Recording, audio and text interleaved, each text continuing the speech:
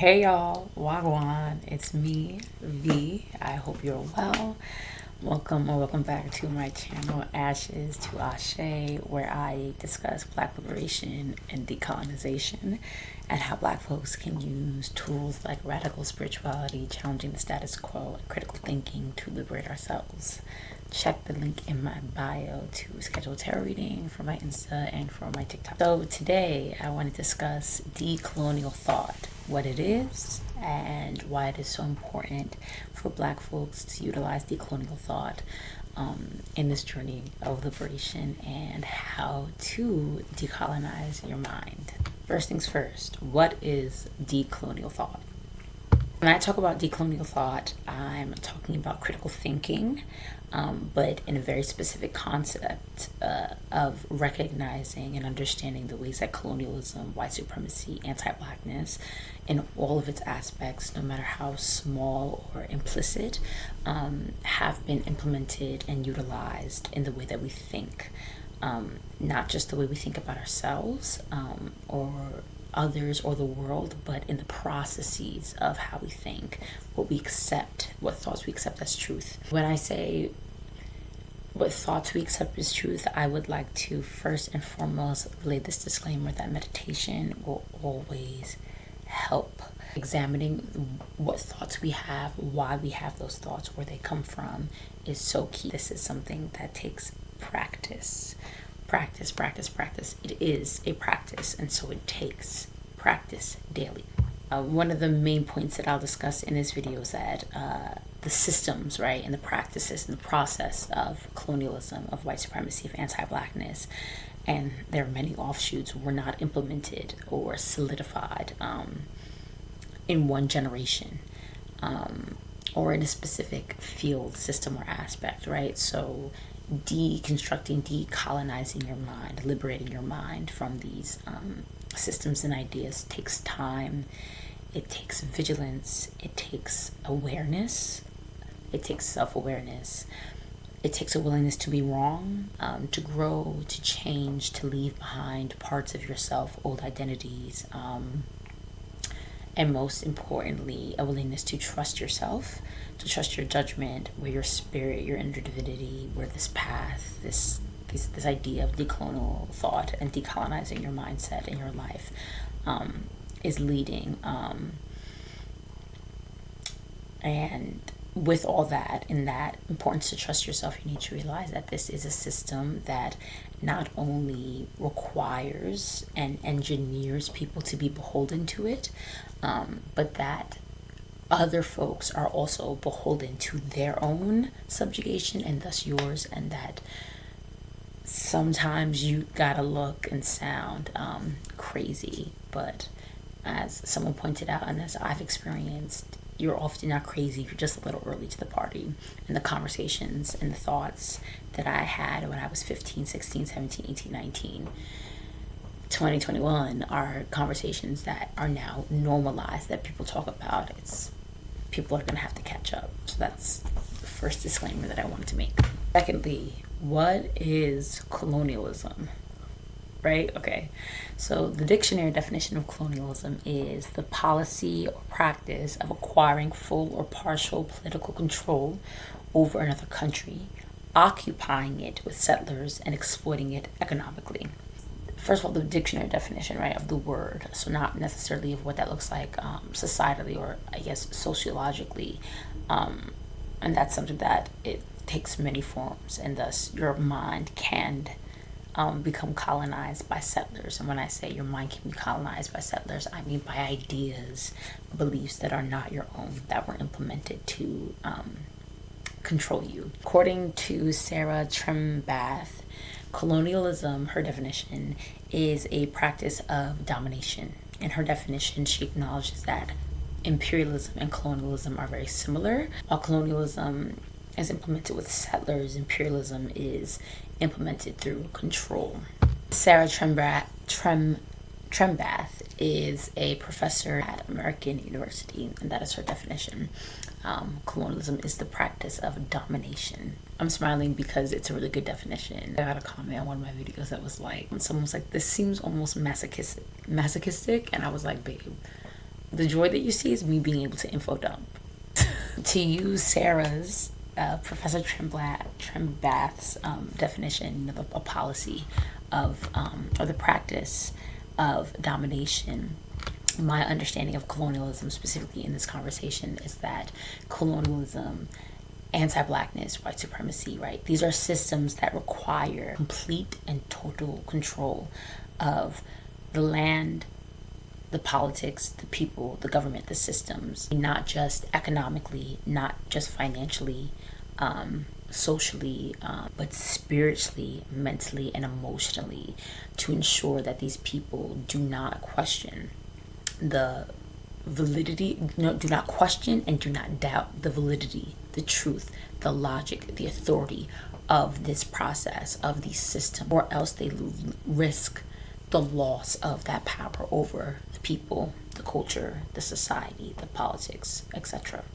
This is why folks who bring attention to these issues, who speak out publicly, are labeled as troublemakers. They're punished socially, at work, etc.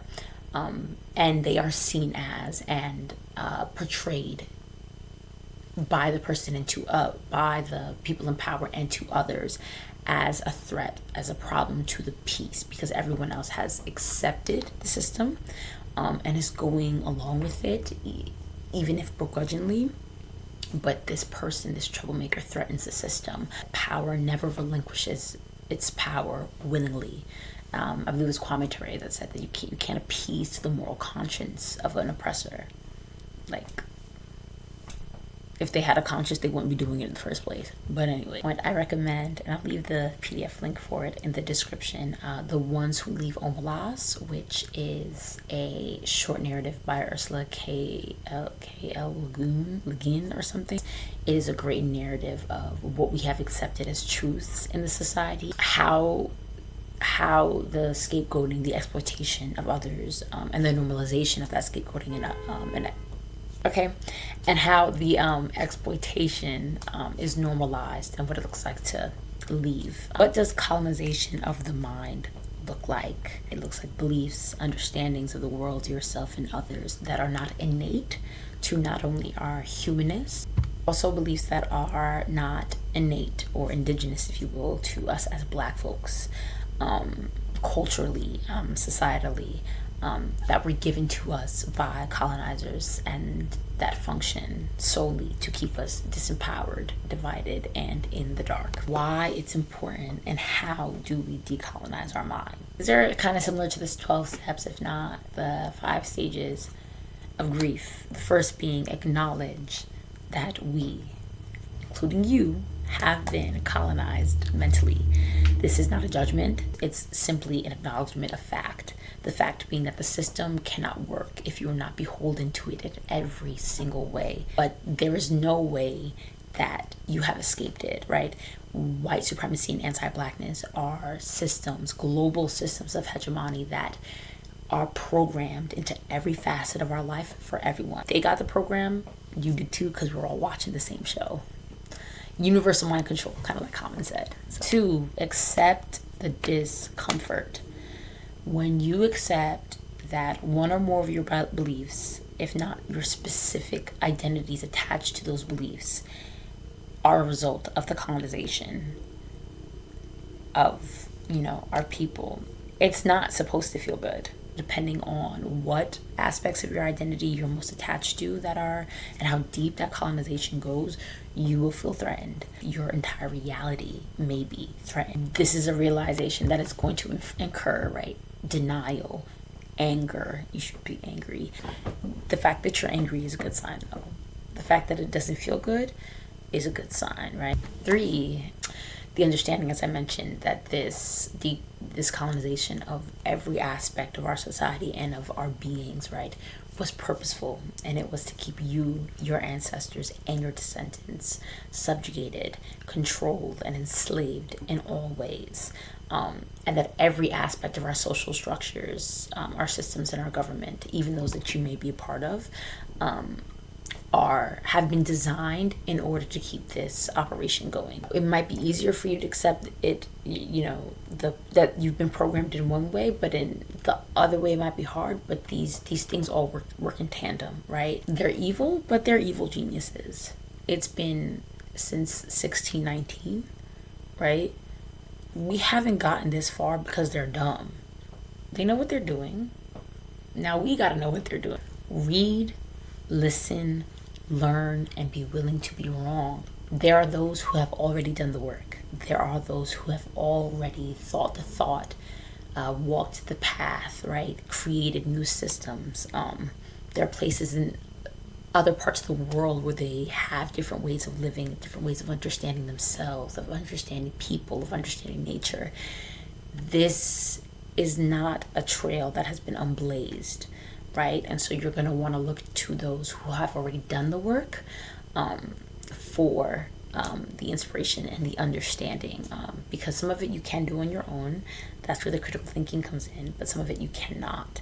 So I'd always recommend Frantz Fanon, Malcolm X, Kwame Ture, Audre Lorde, Shah Shakur, people who have done the thinking, understand the practices, the processes. This is work that you will have to do on an individual level, but you are not alone. It has been done. First and foremost, you must question everything that you believe and have been taught, right? And when I think about critical thinking, I think if someone tells me that waffles are green, I'm not going to say, yeah, you're right, waffles are green, and take that belief, right? Or that fact. Why are they telling me waffles are green? What do they have to gain from it? Who told them that waffles are green, right? When did people start saying, hey, waffles are green? Why? It's who, what, when, where, why of all the questions, of all the answers, right? And for me, what made this easier for me was, it wasn't conscious, but the unconscious understanding that there are certain beliefs that within themselves exist other beliefs that you do not know that you're accepting when you accept that original belief. For example, if you believe that there is an all-knowing, all-powerful, all-seeing, supreme God, right, that will punish me if I stray from sin and am not in his eyes, right, perfect, that's one belief. In that first belief, right, that's the nature of a divine spirit, a divine, supreme creator, if you will. There are a few beliefs under that. The first being that not being perfect warrants punishment.